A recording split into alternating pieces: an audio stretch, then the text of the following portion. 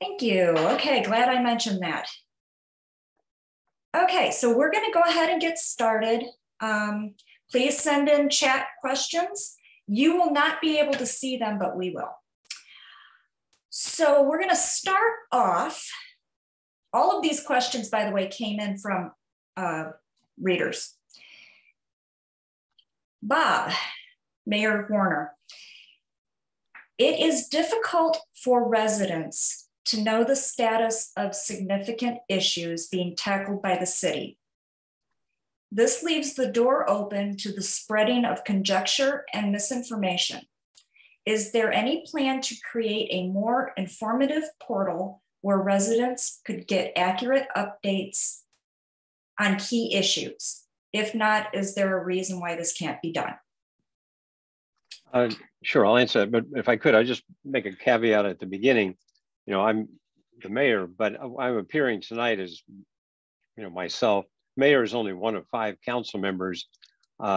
These are my opinions. It's not the official city policy or the city council, anything like that. So I'm who I am, and I'm telling you what I know as best I can. So thank you. With that, I just want to say that's the context here.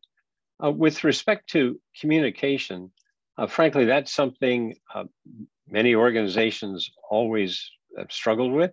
And the city, we acknowledge, has struggled with that. We are doing more. We're hiring people into that area.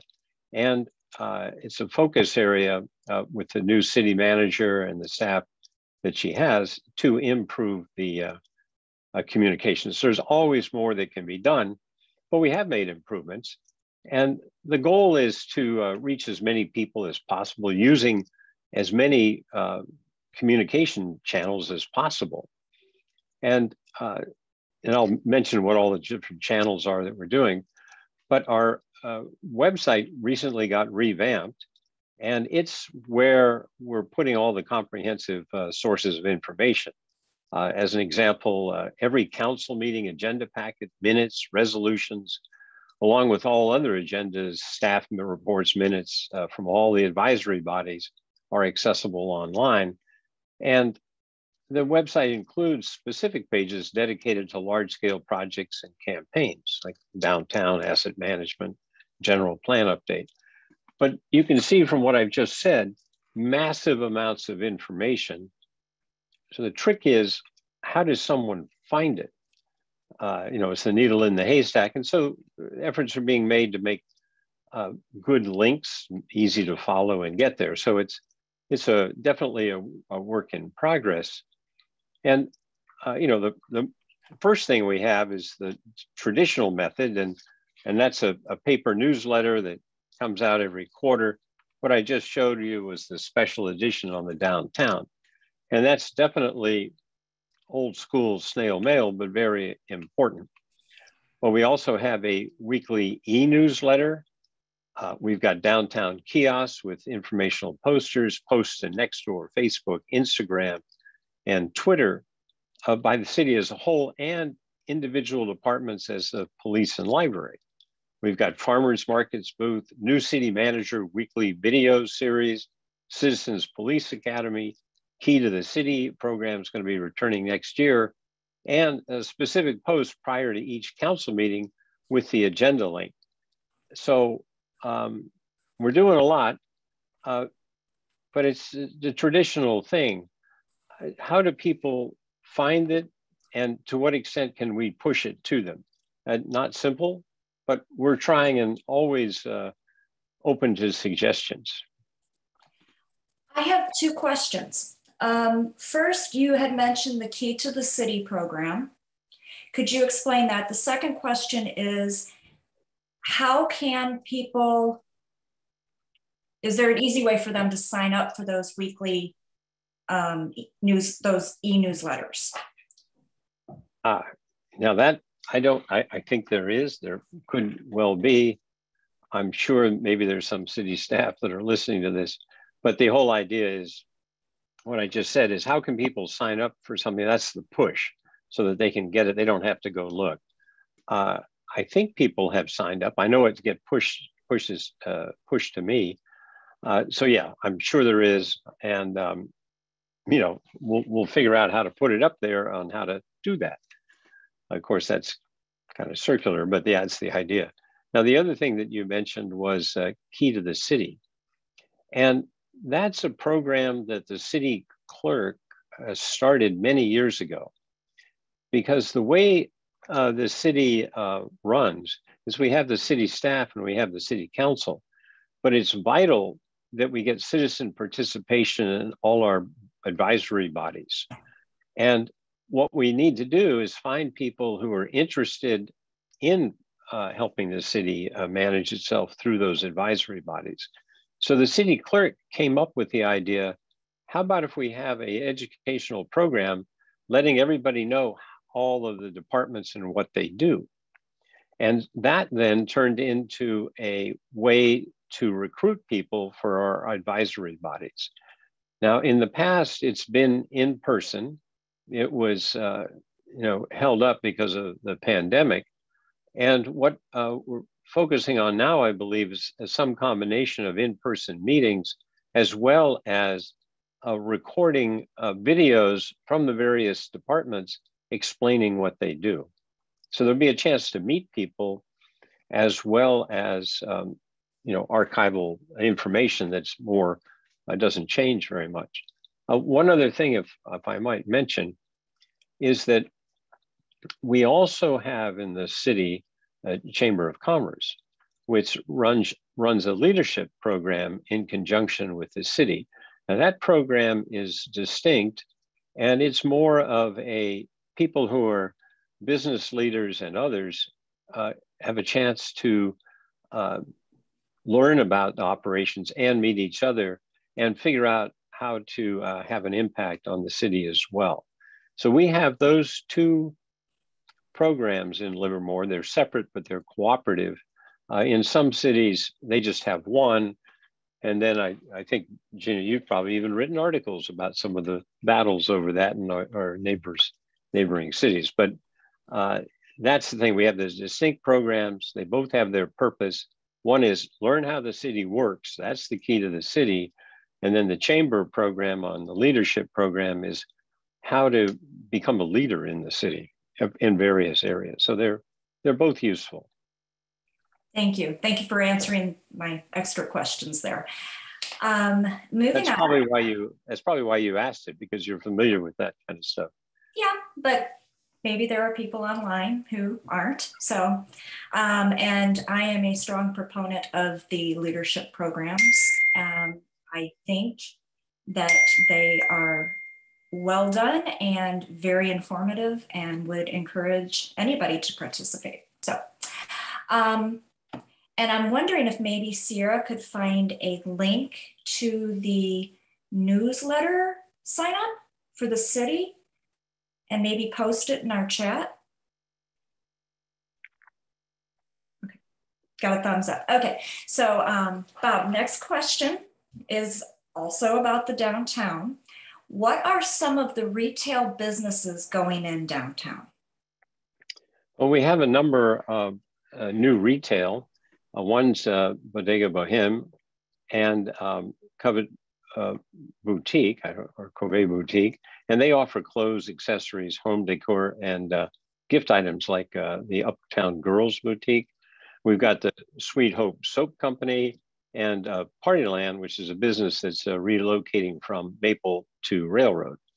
And then in the restaurants that have moved into downtown or will soon, Falafel and Gyro Kebab House, the F-Bomb Focaccia, Sons of Liberty Ale House is coming soon. Kokolo Donburi is there on the corner across from the Livermore Cinemas, and Los Caporales, and that's a relocation and expansion. One of the things I'd want to point out, and there's Tap 25 that's reopened under new ownership at, I think that's at Blacksmith Square. And there's the Farmers Union and the SBC building. Now, what you can see is there's a lot of businesses coming into the downtown. And I just want to point out that we acted very swiftly when the pandemic hit. We just looked at our budget. We had a couple of million that we could afford, and we immediately started helping our businesses downtown. And during the course of the pandemic, we actually had a net gain rather than a loss downtown. The other thing we did, we were well positioned because of the flex zones that were designed many years ago to expand outdoor dining in the good weather. And what we did was make that available all year round so that the restaurants would have a place for their clientele. I think as you can see downtown, we did what we could to make it happen quickly. Now the name of the game is make it look good. And we have plans to keep not as much dining as we had in the pandemic was at its height, but more outdoor flex zone space than we had before we started, as well as maintaining all of the parking. And the other aspect of it is we're making sure the aesthetic of the whole thing looks good. We did before whatever worked. Now it's going to look good, but it'll take a good part of a year or more to everybody to get the money and to really spruce it up. But it's doing well. Great, and that goes year round. Right. So what happens is it's very important because when the street was narrowed and we put in the diagonal parking, there were many spaces that were specifically designed to accommodate dining. And so the parking goes away. But the concept of Black Friday and the merchants make their year between Thanksgiving and the end of the year, it's very important for their profitability to have parking.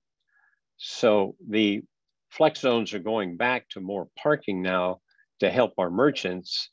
And then after the holiday season, it'll expand back into the dining. Okay, thank you. Thank you for clarifying that.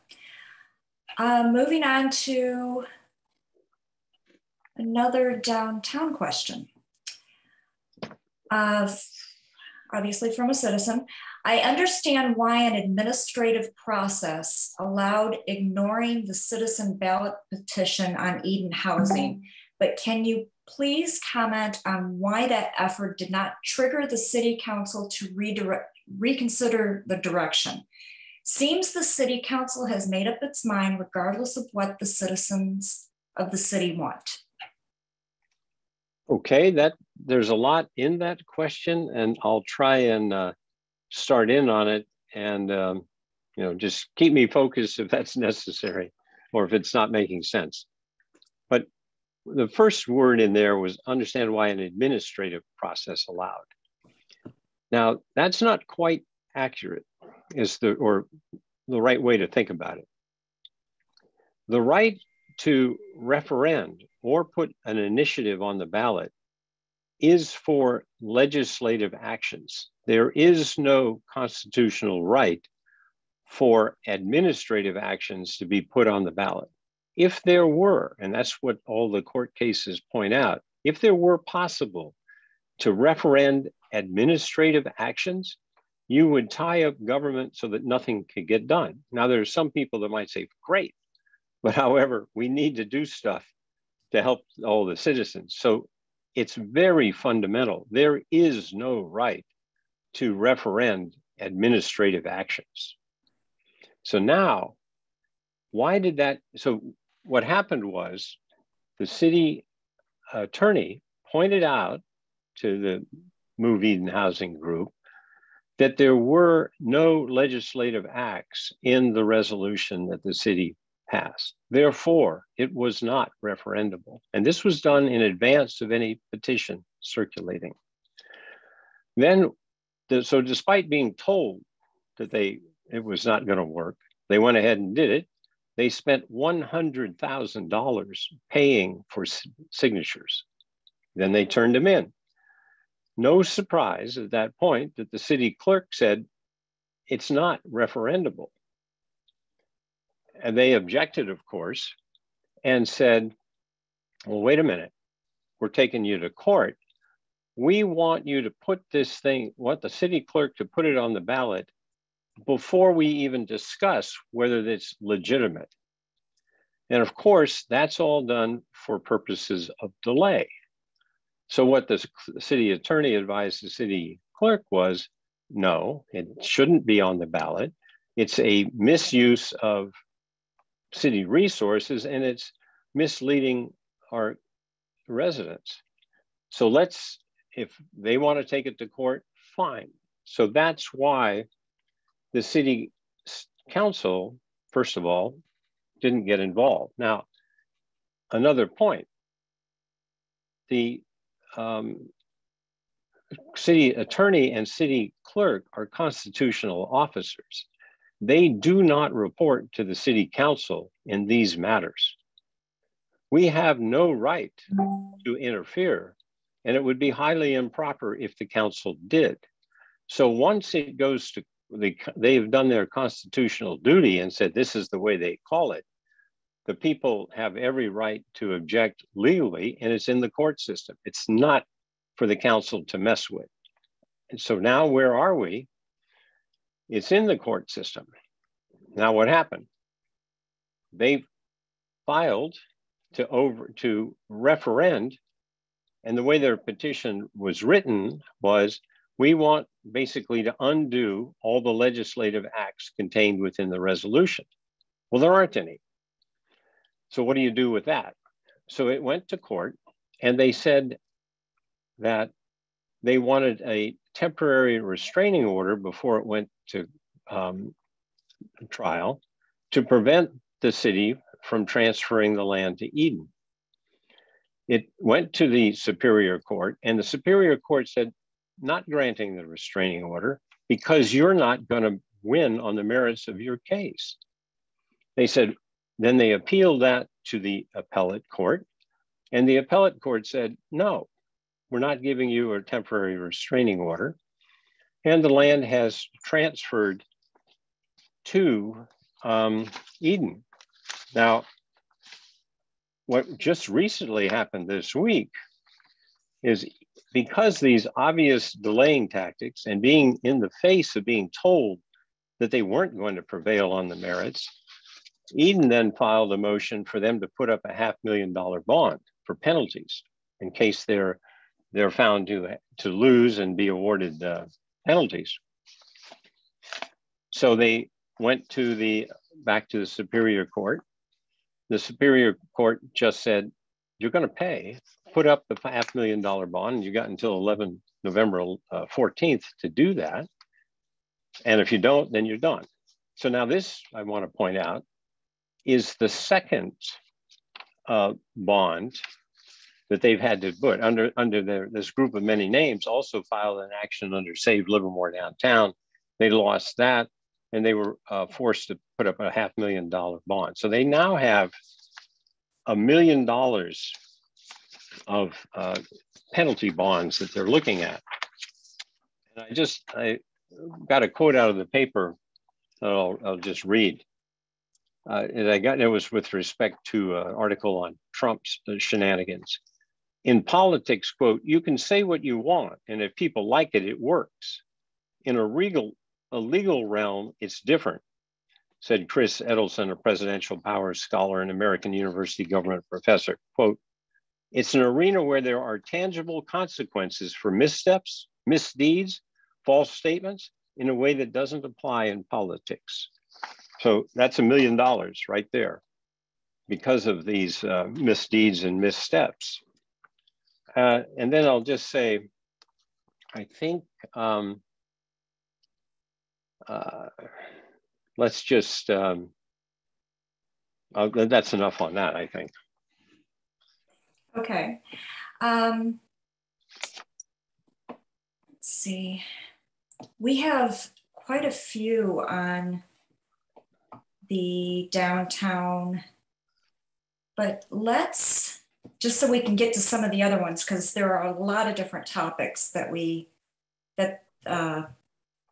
if we could, maybe, I think there were a couple of questions that on the Eden housing thing, and then there's the larger issue of housing rules and stuff. Maybe we could split there. What do you think? Yes. Okay. We have Um, a general plan updates and housing element question. We'll go there. Oh, I'm sorry. I thought you were going to ask about the political ad.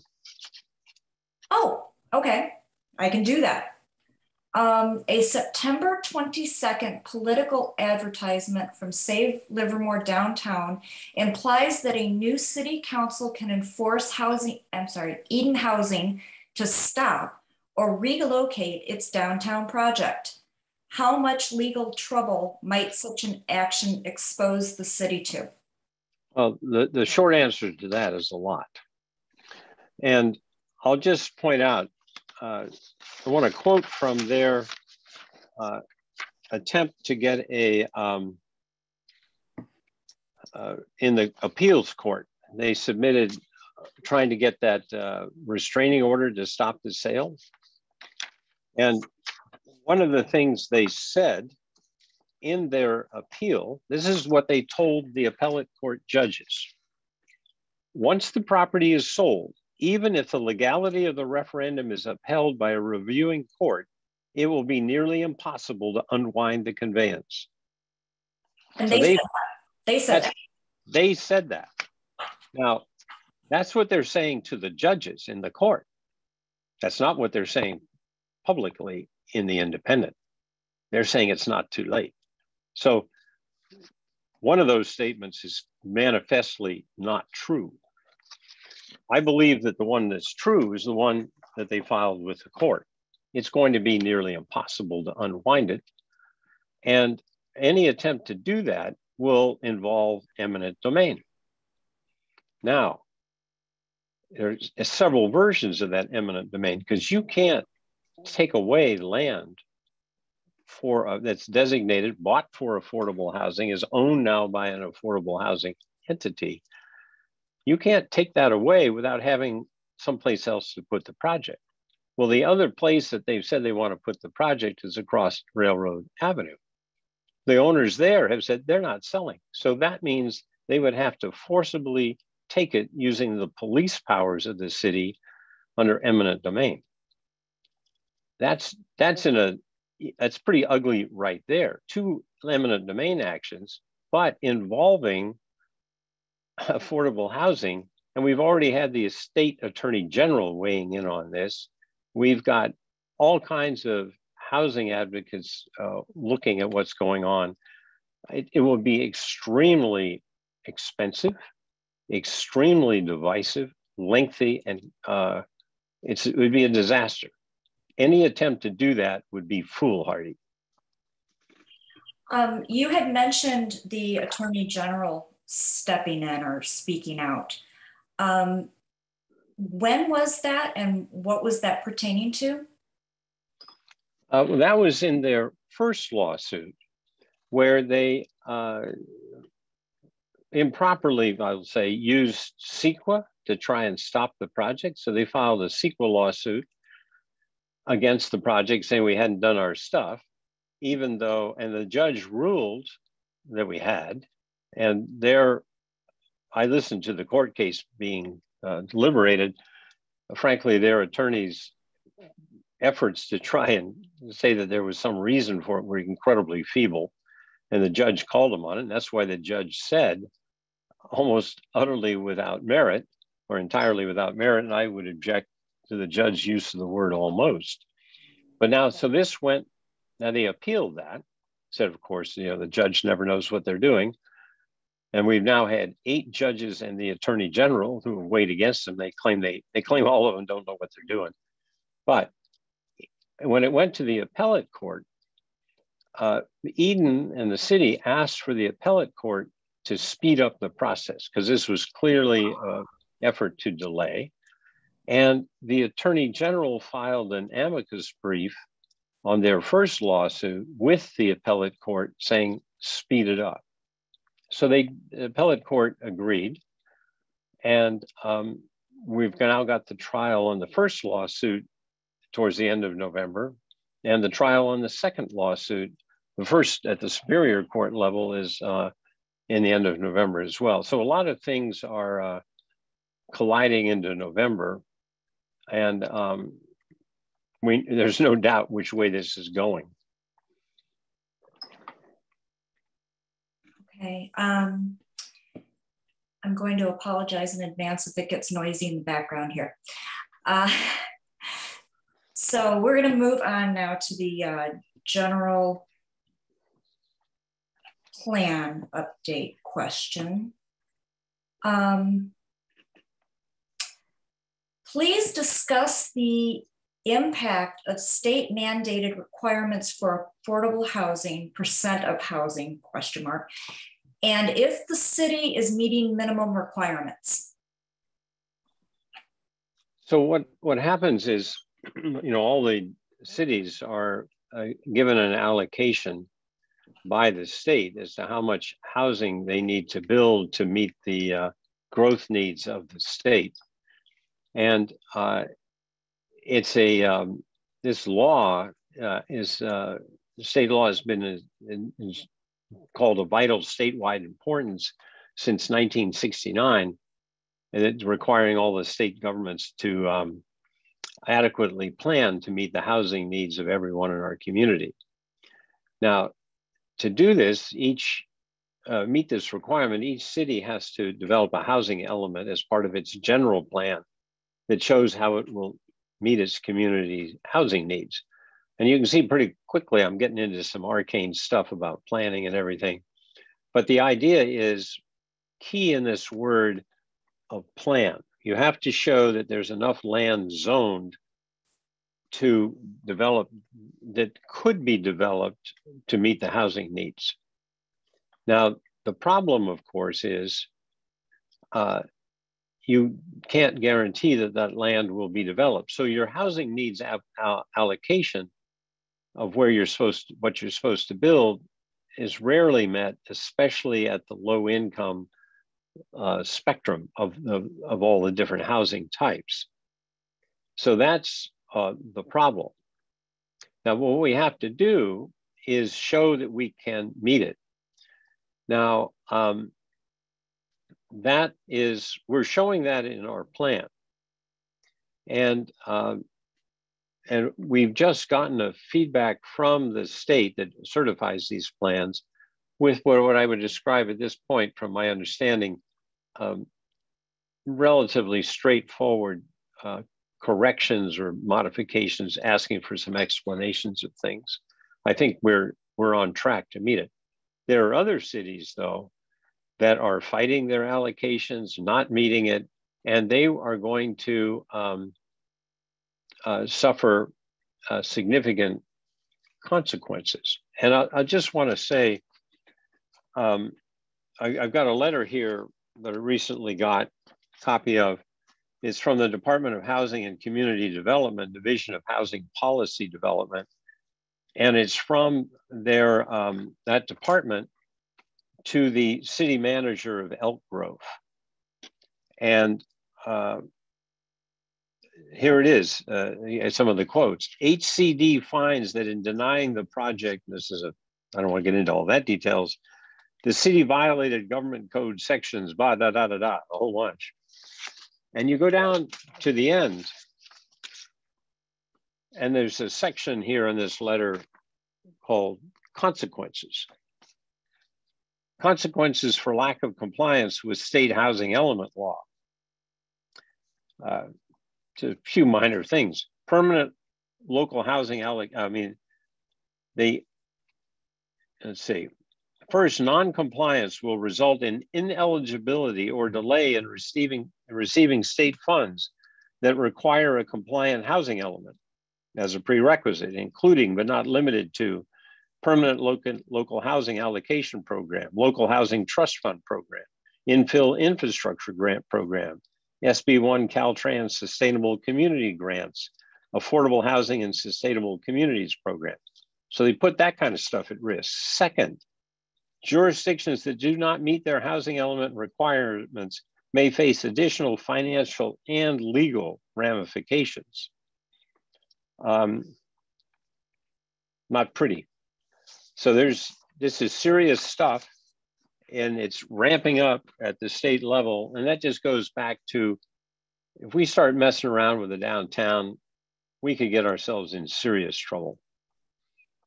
You might have touched on this, but I had a question surrounding that. Sure. There would be a loss of local control, correct? In other words, the state can basically come in and say, you weren't doing your job, and now we're going to do it for you. I know that some other Tri-Valley cities are facing that. Yeah, I mean, that's basically it. I mean, this letter is some of the details. It's the kind of letters you start getting when the state card starts coming in. But in addition to the HCD and the Attorney General starting to enforce, the other thing that happens is that the legislature, they're passing all these laws. And if you're not compliant, then builders who want to do affordable housing within a certain distance of mass transit get to dictate what happens, and it doesn't matter what the city wants. And you see that battle now in Pleasanton on that 5-story building next to the library. It happens. You can't. I mean, you can stick your head in the sand, but it's not going to stop it. Sierra, do you want to ask the next question? Because I have a little bit of chaos going on around me. All good, no worries. Yes. So we're kind of staying within talking about housing a little bit, but shifting gears slightly. So our next question, please, or excuse me, the cost of permits and related fees when building a home is prohibitive, over $200K for a single family home as an example. Otherwise, visible lots remain undeveloped as a result, or home prices are forced upward. Is the city open to considering ideas to remedy this situation? For sure. I mean, I think in general, all ideas are welcome, but they have to be vetted, right? So you in the spirit of brainstorming, you don't want to say no. You want ideas, right? And then you figure out what's practical. Now, these costs of permits and related fees when building a home, as described in this question, are prohibitive. But the city is not allowed to make a profit on these fees. And what you're talking about are impact fees. Now, these are battles that were fought back in the 60s. And Livermore was at the forefront of the battle because when developers like Sunset Development wanted to build out a large part of Livermore and others, they didn't want to pay for the impact on the infrastructure. They wanted the city to pay for it, which means the current residents. So they wanted the existing residents to pay for the new residents. And that's the good business model for the builder, because then they get to sell houses at less price, and then they get more demand. So they want that. But there were many court battles that said no. And Livermore was, as I say, at the forefront. You're going to pay your fair share. So basically, these fees are for the impact on the infrastructure. So if the new developments don't pay it, that means the existing homeowners do. So it's a zero-sum game here, which means if you want to reduce the fees on the new houses, you're going to have to raise taxes on the existing. So you're kind of in a bind. Now, there might be ways through this, but they're not simple. Okay, thank you. We're going to move away from housing and talk about traffic and speeding and exhaust and such. We got a lot of questions on this particular topic. So, Bob, could the city work on traffic calming / speeding throughout town? Also, will there be any enforcement of the law against illegal modifications to exhaust systems? Okay. So I want to say that, the city, we have limited resources. We've The police department is well funded, but it's not infinite. So the police department has to make choices as to what they focus on. Everybody who runs any organization has to make choices. Now, the top priority for the traffic division is preventing accidents and injuries due to speeding and other unsafe behavior.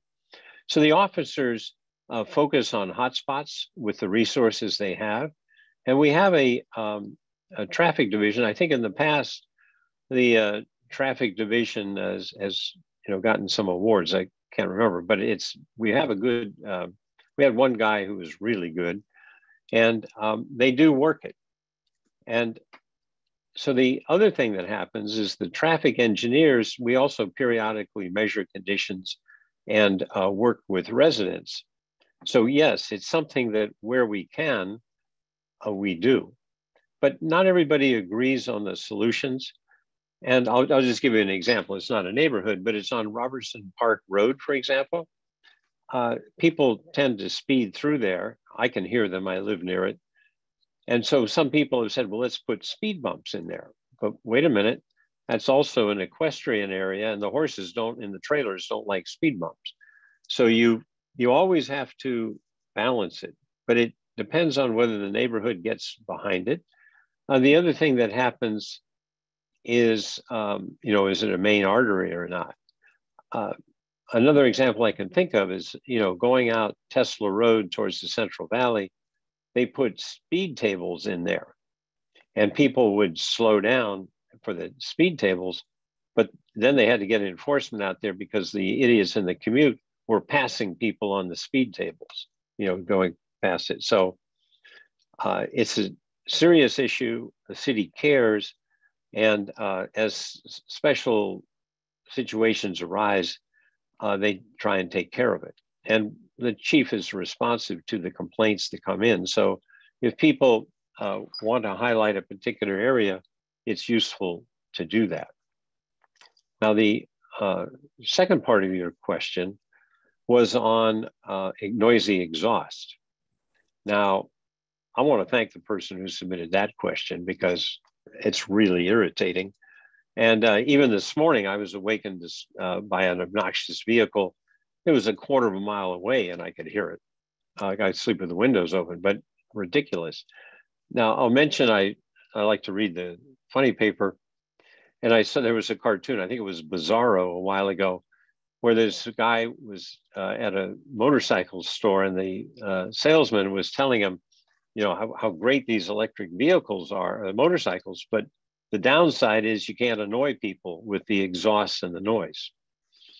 But it's, that's what it is. Now, I've talked with our police chief and I've talked to him a couple of times about this, but just recently, and he agrees that the noisy exhausts are very frustrating. And our officers can write tickets based on, the handheld noise volume meter, dB meter, but that's not so easy. But in the question that was submitted here on this, well, what about using sound activated camera enforcement? I think that's pretty good. And we're all for technology in this sound. So that's something we can look at. Now, another basis for a ticket can be if the exhaust has been clearly modified. Now, I want to point out, the chief told me, our department has written tickets this year, but the chief also agrees that more needs to be done. And he will be putting more emphasis on operations, making sure that we're looking in the right places, and training of the officers to increase enforcement. And another aspect of this, and I mentioned earlier that our police department is on social media. The department is going to be posting on social media that there's going to be stepped up enforcement, especially in the downtown. Okay. Thanks. I'm It was a good question and near and dear to my heart. There were actually two questions concerning loud exhaust, so it's an issue. Yeah, and I want to chime in quickly because I have been looking at chat and we had something come in. You mentioned, Mayor Woerner, that it's helpful to identify specific areas or neighborhoods, and that's kind of what this question does. It says, a few years ago, there was a petition with 1,000 signatures of residents along Concannon to quiet the Concannon roadway by reducing the speed, using speed bumps, or using noise-reducing asphalt. Would a renewed effort on that be considered? I think so. I mean, I'm especially in my position can promise that. I'm sure it's something they'll look at next year. But in seriousness, yes. I mean, as I alluded to, though, we don't have infinite dollars. We've got serious infrastructure stuff. So I don't know where that would fall in the budget. It sounds like a large number of people interested in that. And I think bringing that to the city staff's attention again would be good, that they could look into it in the due course of the scheme of things. There's a follow-up to that. This person said that they still have the old petition from years ago. Where could they take that? Well, this, I would suggest, and maybe that's not the right place. I would suggest that it be sent to the city manager for her attention. And I think there'll be a response to it. I don't myself recall that coming to the council's attention, but it could have, but I don't recall it. So let's submit it and let's see what happens. I mean, everybody will look at it, and do their best to evaluate what the situation is. It looks like we do have confirmation that it was before your time, so that's why you don't recall it. That's a long time ago because I'm old. We're going to stick with the traffic theme here. There's a new Chick-fil-A. A new Chick-fil-A is going to open soon on North Livermore Avenue.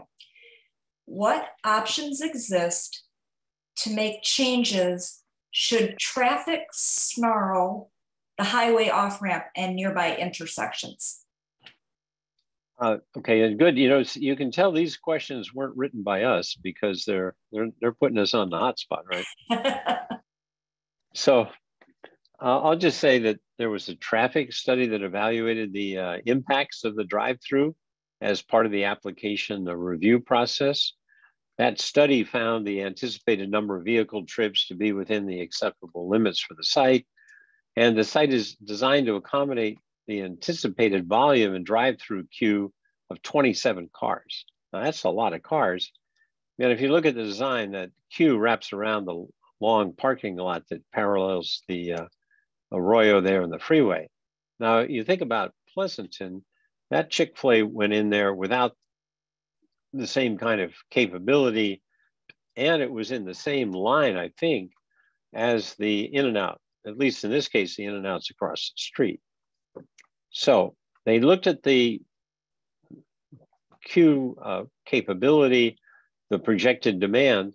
Now, when anything new opens up, there's always an initial impact. So I would imagine that if we see something bad happen, it's going to happen initially, but eventually it would die down. However, a condition of approval of the project in the event the drive-through stacking extends onto Livermore Avenue, the restaurant operator is required to take immediate action to eliminate the spillover traffic onto Livermore Avenue.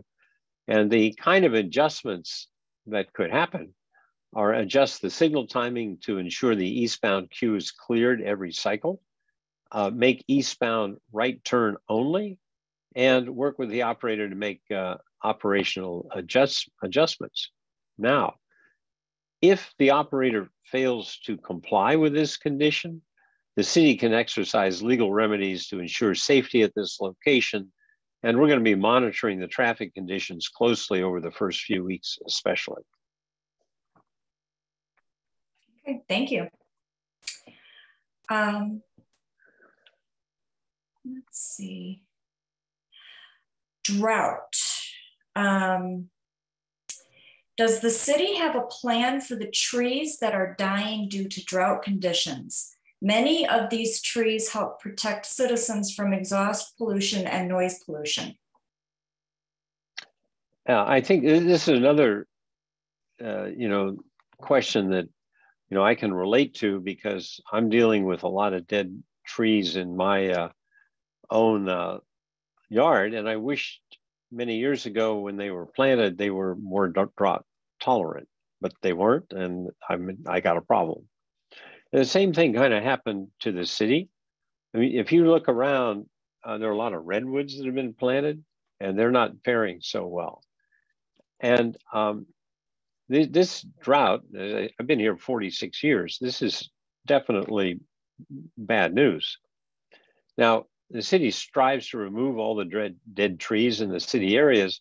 And as they die off, they're assigned to a contractor for removal.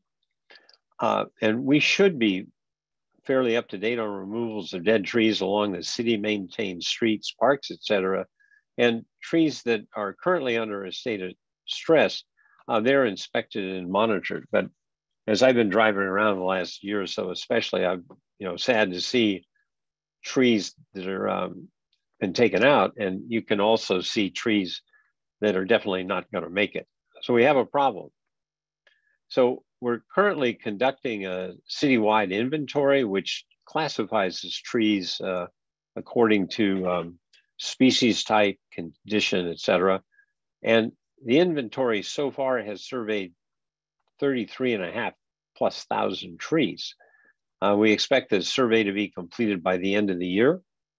And once the survey is complete, we'll identify, the more trees that have to be removed, relocated, or replanted. And while individual trees are removed as they die, the inventory is going to identify areas of further change, like irrigation changes, plant species change, and other operational changes. And that work is going to begin once the plan is in place and the budget is approved.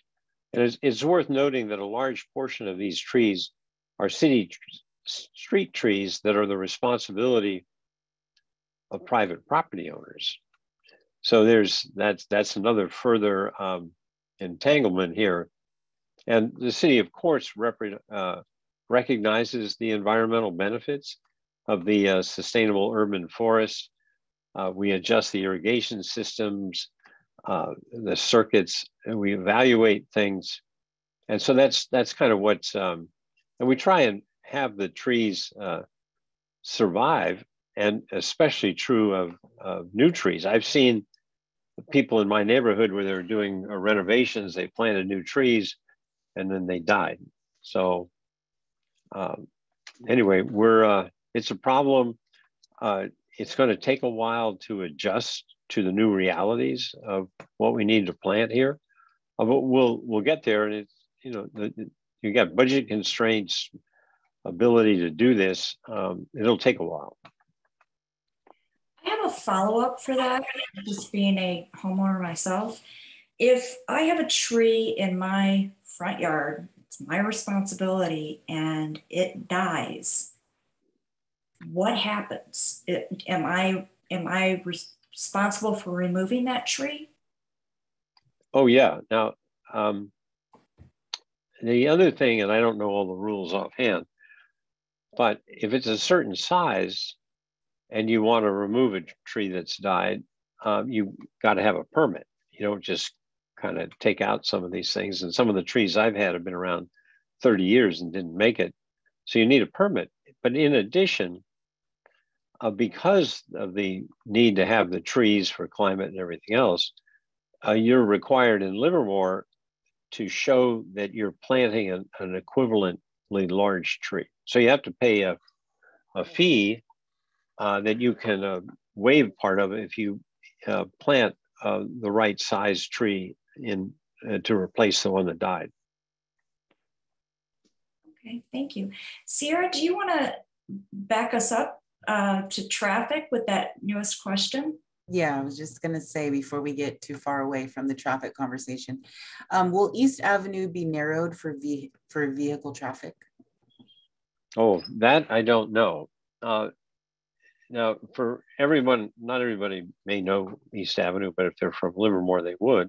That's the main drag from downtown Livermore out to the lab. And that, of course, was designed 70 years ago or more. And there were residential homes on it with parking for the front of their houses right on the street. There are schools, there are multifamily residential, there's shopping areas. Uh, it's everything, every single possible option is on that street. And the question is, how do you make it more friendly for bicycles and pedestrians?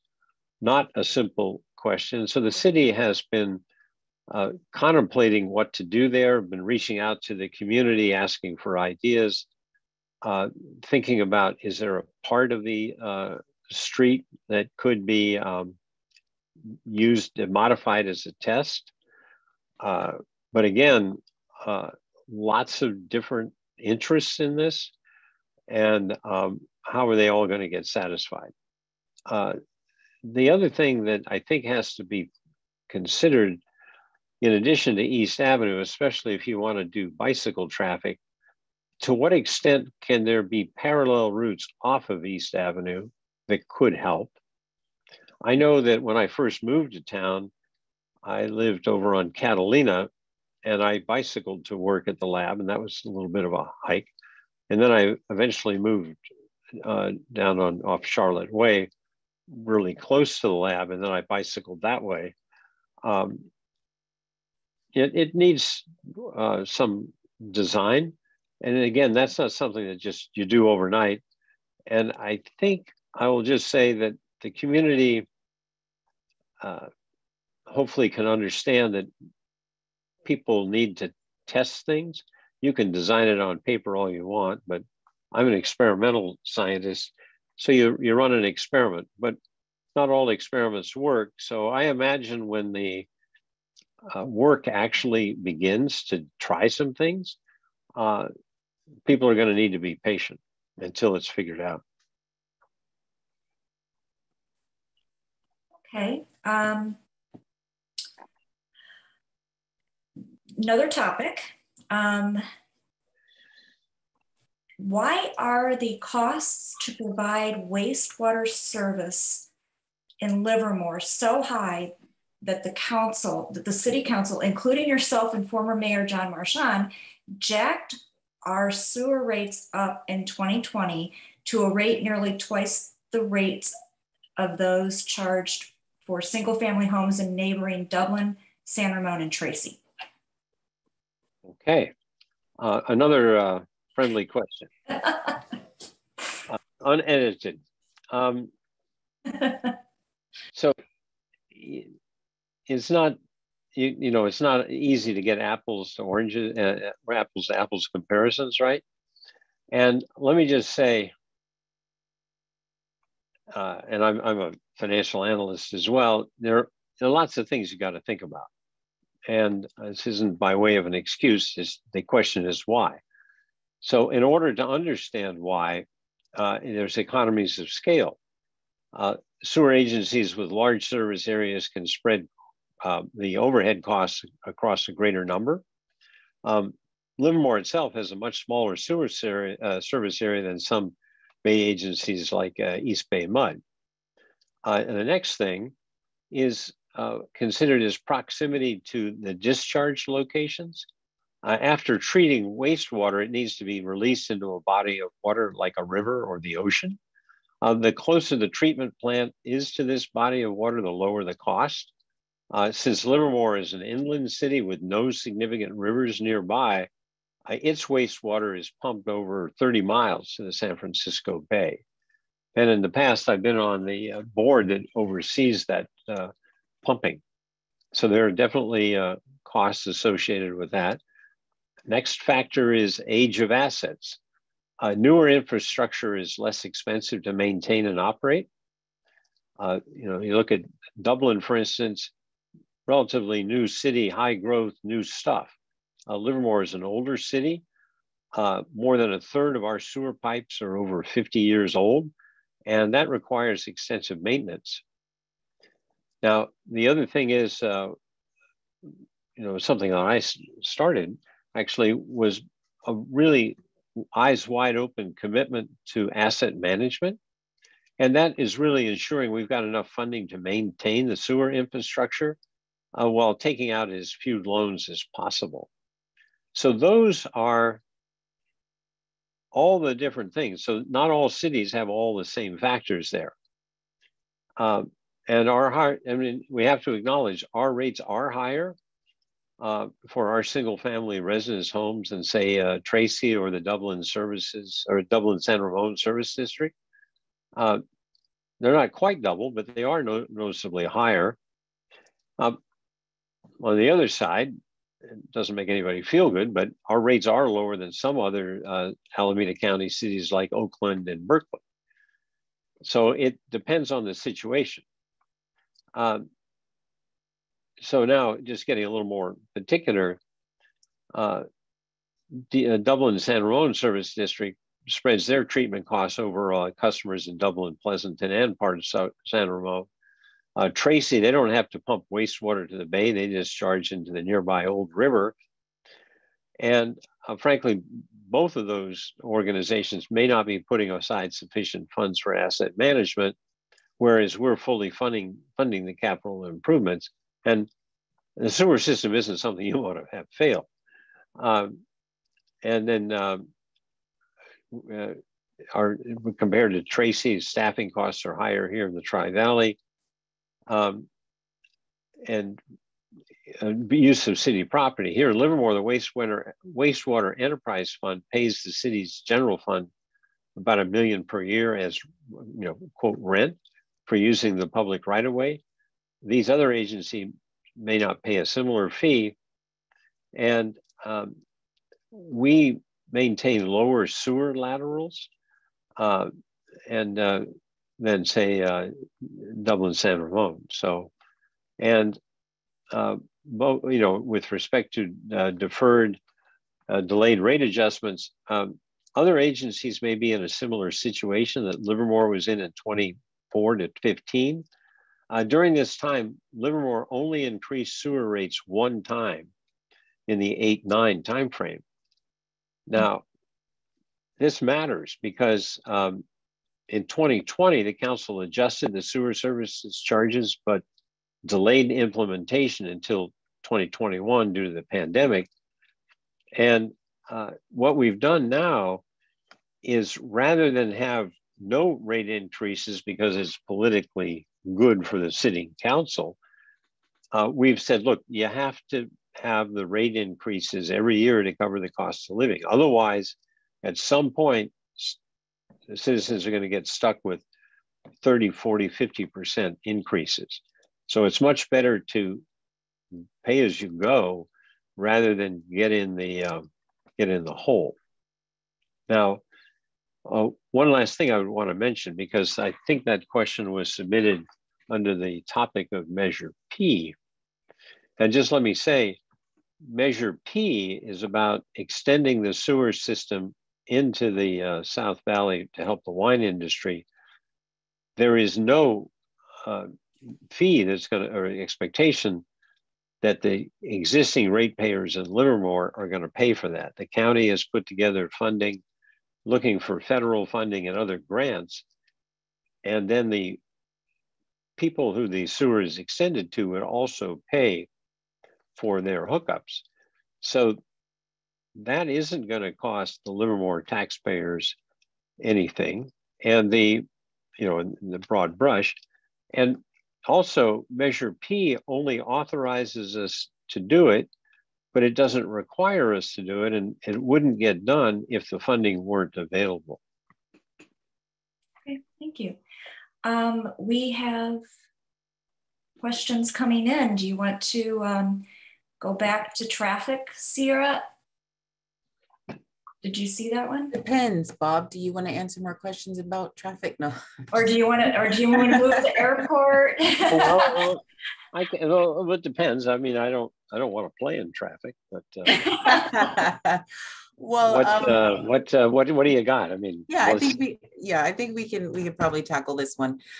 So as Isabel gets fully widened as 84 out to 680, could there be consideration of restricting Concannon traffic to local only, or forcing the traffic to bypass that route? A toll for non-residents, perhaps. That's as a question. I again, going back to the general concept, we like ideas. There are state laws, and you can't jeopardize your and as well as your federal funding. I do know that cities have gone to great effort to sort of discourage people from doing the cut through traffic, what you're talking about. I would personally be in favor of whatever we could legally do. I mean, I live near that area, and if I want to go down Tesla at 3:30 in the afternoon, I don't. I mean, I then go back. I sometimes go to East Avenue to go out that way, which doesn't help East Avenue. So, yeah, I mean, it's what we should consider, in my mind, whatever we can. Now, again, I'm speaking as myself, but that's how I feel about it. Okay, thank you. And thank you for the questions that are coming in. Airport, let's move on to airport. What are the plans for the Livermore Airport? Do you see it becoming a major hub with operations expanding? Do you want to pick up the other question there too, and because they're kind of together? Our question is about the future of the Livermore Airport. We've lived in the Tri-Valley for 20 years and have seen tremendous growth in this area. Once open and undeveloped land is now full of homes. Likewise, the number of aircraft using the Livermore Airport daily is growing year over year. Increased noise from planes using the airport for recreation and commercial charter has become a daily issue for people living in the Tri-Valley. We live only 4 miles from the airport and have planes flying 1,000 feet and lower, crisscrossing our neighborhood. Our family activities are disrupted by their engine noise. So I think the reason I asked you to read that second question is because there is a considerable concern on those kind of factors that were just mentioned. Now, I'll say, I think it was about 20 years ago, there was a question teed up for the community, what's the future of the airport? Because there was thinking about a significant expansion. And the result of all of that interaction was that the amount of land for development on the airport site was reduced. Now, and we've been living with that reduced vision for the airport since then. Now, there's been a lot of concern about the airport because of the Kaiser Air looking into whether they could expand there. And what that was about was the concern that large jets, 737 type jets, would be coming in. Now, the airport is already certified and those type of jets already can come in. The key question is, would you want to make it possible for those jets to take off with a full load of fuel, passengers, and cargo? That requires extending the north runway, making it longer so that can be done safely. The current policy is no, we don't want that to happen in the vision. I think, and because of all the consternation about the Kaiser Air and frankly, the misinformation that was put out of there, out as a result of that, there's no way through this without a very public process, again, in my mind, where the community looks very clearly at what the options are. So it's time, I think, to revisit what's the vision for the airport and reaffirm we're not going to expand that north runway. That's again, my personal belief. That won't be coming to this council, but it possibly could the next.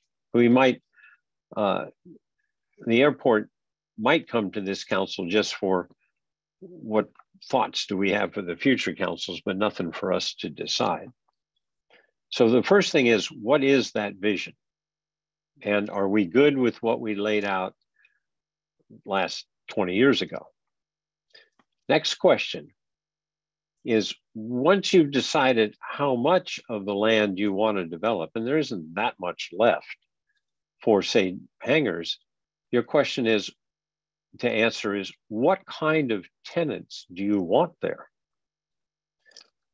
And you've got the classic thing is that the airport started out, it's general aviation, a lot of small planes, old military warbirds that are, they're pretty noisy, but they're just for hobbyists. And then over time, you've seen corporate jets show up.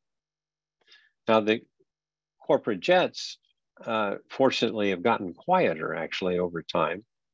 And they are an essential part of our vibrant business community in the Tri-Valley. So they have a role here along with the general aviation. But the kind of hangars that you can think about, there are the smaller ones for the small single engine recreational pilot. There are the corporate jets, and then there could be hangars for big jets. So once you've decided the vision for the airport, you say, what kind of hangars do I want? And then you also ask, what kind of tenants do I want? So right now we have voluntary curfew hours, not curfew, but voluntary restraint. What we want, I believe, are business people whose business model is consistent with that. Right now, we've had a lot of complaints because one of the tenants out there, business model is to have jets here that they reposition during those voluntary restraint hours, and that's when they load them up somewhere else with their fuel and passengers. And that's not good. Another thing that somebody's trying to promote is that we think about trying to entice CAL FIRE or the sheriff's office to be there. And they say, oh, public safety. But watch out, because that could be the wolf in the sheep's clothing. Because I don't believe having CAL FIRE here significantly enhances our protection. But what it does do, and also with the sheriff, we're talking helicopter operations, and we're talking about 24/7 operations. So helicopters are noisy, and those tenants are not going to be doing voluntary restraint, because that's not the nature of it, right? So that's an example of what you do. The third thing to consider is you've got how much land what's your vision for the airport? Who do you want there? What kind of hangars do you want to provide and zone for? And then we right now have a waiting list for hangars. They are, it takes estimate 10 years to clear that waiting list. Clearly, those hangars are underpriced, right? Because I think they're below market. So we also have to figure out what's the pricing strategy out there. And if we're going to zone for hangars, and we have a wait list, and we have an idea of who we want at the airport, then that kind of tells you how your zoning is that you would want to use to develop what's left of the airport. And again, that's all in the context of what's the vision for the airport. So I think I've outlined a very complex problem, very significant factors, and they are not, in my mind, isolated. You got to think about it as a whole, and then very rationally design a vision and an execution plan that matches that vision. Okay. We have a question that takes us back to downtown Eden housing. Yeah, before we go there, Gina, I had a follow-up question on the airport topic. Okay. So in going back to what you mentioned with the re-looking at the vision for the airport and the public process that you mentioned that would need to happen. What would that collaboration look like with Pleasanton and Dublin? I understand there's the Livermore Pleasanton liaison subcommittee. What role would that entity play in this vision, in this process? There's no, I'll just say, governing role, but Livermore wants to be a good neighbor and listen to what the concerns are and deal with them appropriately. I will say the airport's been here a long time, and there's sort of a joint responsibility here, because as they start building developments right in the flight path, you know, what are they doing? And if they do that, should there be code requirements on those houses to be triply insulated against noise and things? So they know where the planes are. There's an established pattern as to how you land and take off at the airport. There are some latitude that the pilots have, but not much. I don't know, people may not know, I learned to fly at that airport, so I kind of have some sense of what we're talking about here. And ultimately, the rules at that airport are governed by federal, and the pilot in command in the plane has the ultimate decision-making authority as to what to do to maintain safety. Thank you. Good question, Sierra. I think this is going to be our final question. And like I said, it's going to take us back to the downtown Eden housing. I don't want to see any more city money, including my tax dollars, spent on fighting a decided issue. When will development, I'm sorry, I'm trying to read the, when will development begin on the remaining elements of the downtown plan, such as the Eden Housing Project and the hotel? Okay, what I would encourage people to do is this, and I'll just summarize it, but I want to just point out, this is a special edition of the newsletter. Kind of speaks to the downtown.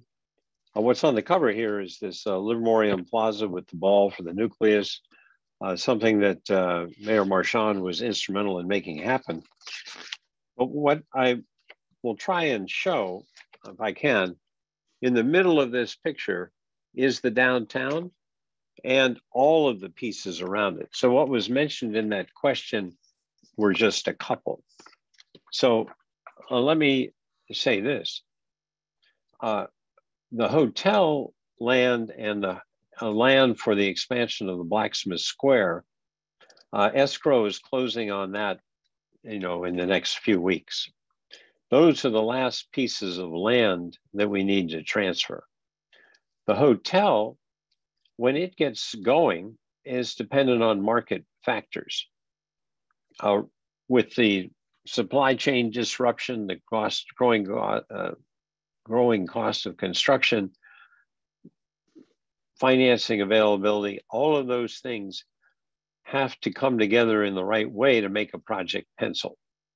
So I talked to the hotelier not that long ago. He's optimistic, but you have to put together a package that's enticing to investors, get the capital and get going. In principle, the hotel could get going in the next year and a half, 2 years, but it's dependent on stuff. We're starting the L Street Garage, that's under the city control. Mike Madden, who is working, who owns Blacksmith Square, has submitted his plans to the city for the expansion. They're just beautiful. And again, I encourage people to go look at the newsletter, and it's also available online.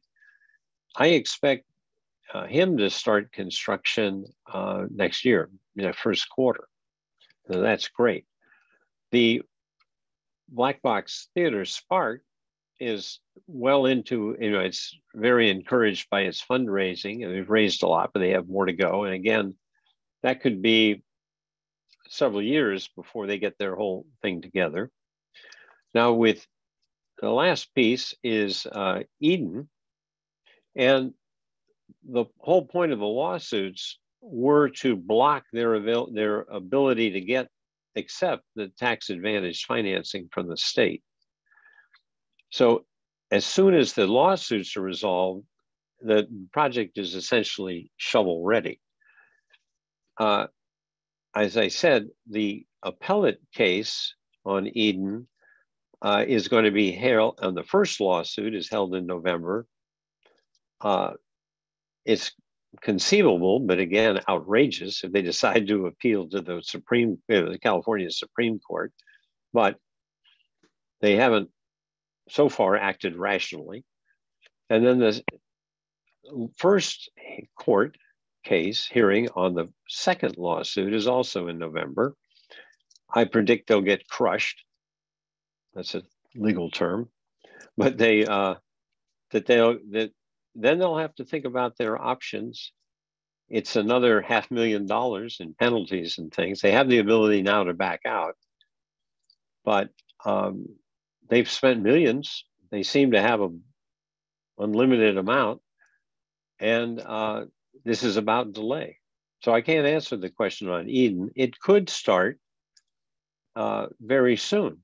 Eden could reapply for the tax advantage financing in the first cycle, get the financing awarded. By the end of next year, it could start. And that's good timing, because then the L Street Garage will be pretty much on its way as well. So it just depends on how rational the group of many names wants to be. Thank you for that answer. Unless somebody in the audience submits a question between now and 7:55, we're going to be done, but I wanted to ask if there's anything you want to talk about that we haven't touched on. I don't think so. I'm kind of, have exhausted my my ability to keep thinking, but I'm willing to try if somebody wants to prompt me, but I don't have any thing I'm just dying to tell people.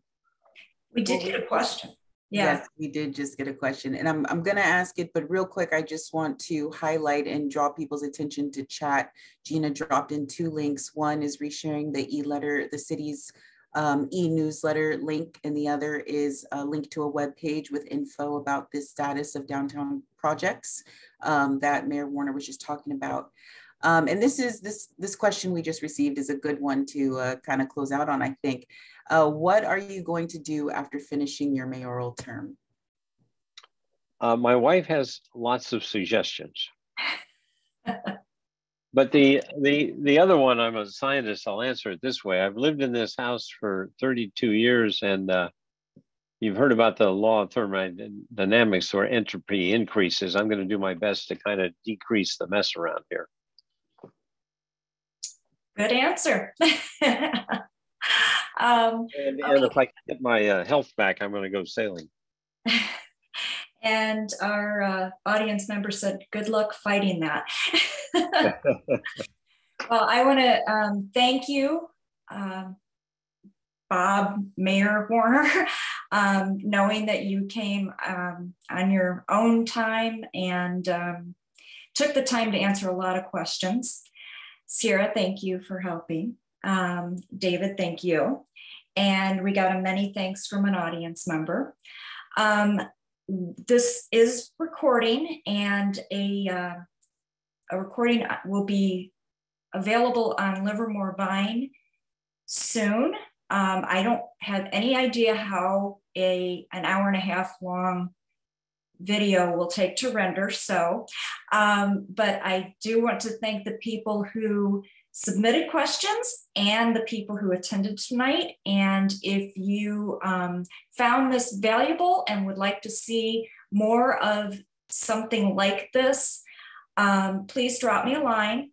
It's G Chanel or publisher at livermorevine.com. You can also send it to editor at livermorevine.com. And we appreciate your time and your questions. Thank you. And thank you, Mayor Woerner. And if I may, I want to say thank you to you guys for putting this on. I really want to thank the community for those questions. Frankly, it's quite refreshing to just look at the scope of what we deal with in the city. And there are many important things that we need to focus on.